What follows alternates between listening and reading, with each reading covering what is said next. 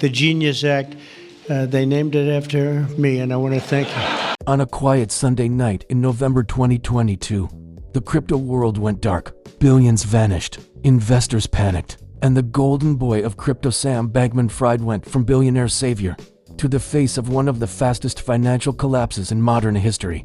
It was a story that moved at the speed of light. A digital age tragedy played out in real time on social media feeds and blockchain ledgers. How does a company worth $32 billion implode in just 7 days? How did a financial titan, celebrated on magazine covers and praised by world leaders, oversee a disaster of this magnitude? And how did no one, not the auditors, not the venture capitalists, not the regulators, see the cracks forming until it was far too late? This isn't just a story about cryptocurrency. It's a story about trust, illusion, and the catastrophic consequences when the two are confused. To understand the collapse, the true depth of the catastrophe, we need to rewind. Before the panicked headlines, before the congressional hearings, before the chaos, we have to go back to 2019, when a young, brilliant mid-graduate named Sam Bankman-Fried launched FTX, a cryptocurrency exchange promising safety, innovation, and above all else, transparency. In a volatile and often shady crypto landscape, FTX was marketed as the responsible adult in the room. It had a sleek interface, powerful technology, and a charismatic leader who spoke the language of both Wall Street and Silicon Valley. SBF, as he was known, wasn't your typical CEO. He was famous for his messy hair, his cargo shorts, and his habit of playing video games during high-stakes interviews.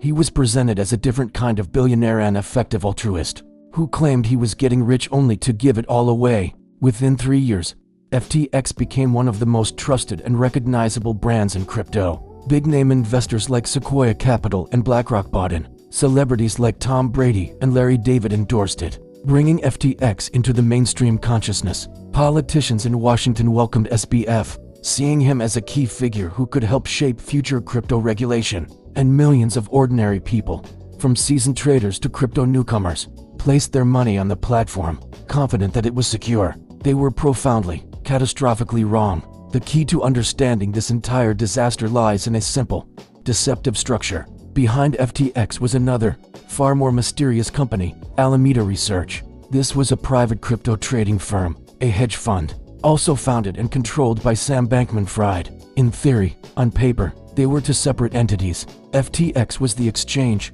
the trusted custodian where customers stored their funds. Alameda was the trader, making its own bets in the market.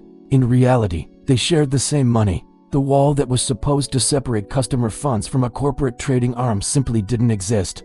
Here's how it worked. FTX customers, millions of them, deposited their money, billions of dollars in total, onto the exchange. They believed it was being held safely in their accounts, like money in a bank. But behind the scenes, Alameda Research was quietly borrowing those same customer funds, with almost no oversight, no real risk management, and no internal controls.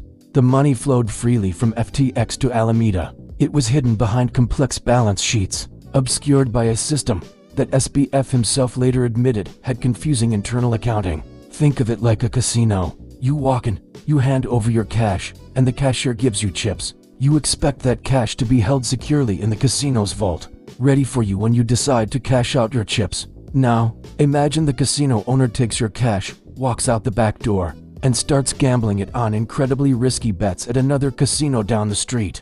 That's essentially what was happening, except this wasn't a casino. This was a global financial platform trusted by over 1 million users, holding billions of their hard-earned dollars. Alameda used FTX customer funds to make venture capital investments, to buy luxury real estate in the Bahamas, and to make massive, leveraged bets on other cryptocurrencies. For a while, as long as the market was going up, nobody noticed. The system seemed to work, but it was a house of cards, built on a foundation of borrowed money and deception, waiting for a single gust of wind to bring it all down. The spark that lit the fire wasn't a market crash or a sophisticated hack. It was a single news article, a leaked balance sheet. On November 2, 2022, the crypto news outlet CoinDesk published a report that exposed the inner workings of Alameda Research. What they found was alarming, even by the wild standards of crypto. Alameda's financial foundation wasn't built on stable assets like cash or government bonds. It was built almost entirely on FTT, which was FTX's own self-created token. It was like a company propping itself up with its own stock certificates. FTX printed this token out of thin air, and Alameda held billions of dollars worth of it on its books, using it as collateral to borrow even more money. The entire $32 billion empire was resting on a token that had no real-world value beyond what the market believed it was worth. In other words, if the price of FTT fell, both Alameda and FTX would be insolvent. Both companies would die. This revelation sent a shockwave through the industry, and then the situation escalated dramatically. Enter Changpeng Zhao, the CEO of Binance, FTX's largest competitor. In response to the CoinDesk report, CZ, as he's known, announced that Binance would be selling its massive holdings of FTT, worth over $500 million. He cited recent revelations as the reason. This single tweet was the kill shot. Panic spread like wildfire. Traders, investors, and everyday users saw the writing on the wall. If Alameda was propped up by FTT, and the biggest player in the market was dumping FTT, the whole thing was going to collapse. A classic bank run began, but at the speed of the internet. Users rushed to withdraw their funds from FTX. In a single day, an estimated $5 billion was pulled from the exchange. The platform buckled under the pressure. Soon, withdrawals slowed, then stopped entirely. The system was frozen. And then the confession. In a series of increasingly frantic tweets, Sam Bankman-Fried admitted the truth. FTX didn't have the money. They couldn't honor the withdrawal requests. The deposits were gone. In the 7 darkest days of crypto, everything unraveled. The company that had spent hundreds of millions on stadium naming rights and Super Bowl ads was now begging for a bailout. A potential rescue deal from their rival, Binance, was announced and then canceled within 24 hours after they took one look at FTX's books. The celebrities who had promoted the exchange went silent. The venture capitalists who had praised SBF as a genius deleted their old tweets. Regulators, who had been slow to act, suddenly woke up. Politicians scrambled to distance themselves, and Sam Bankman-Fried, the boy king of crypto, appeared on live streams and in interviews, noticeably shaking, rambling, and repeating one phrase over and over. "I'd messed up."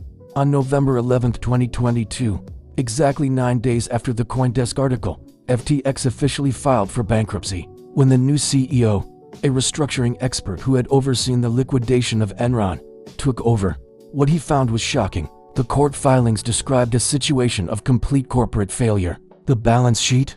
A black hole. An $8 billion shortfall of customer funds. Over 1 million victims, from small retail investors to large financial institutions, who may never see their money again.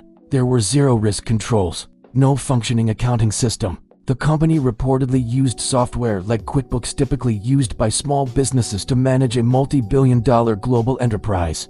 Expenses were approved with personalized emojis in a group chat. Consider this: FTX was not taken down by sophisticated hackers, or overwhelmed by fierce competitors, or even destroyed by a broad market crash. It collapsed from within, because of reckless decisions, hidden leverage, and the blind trust placed in one individual. In the end, the collapse of FTX wasn't just a financial disaster. It was a human tragedy and a profound warning. It is a story about the dangers of unchecked power and the seductive allure of a charismatic founder.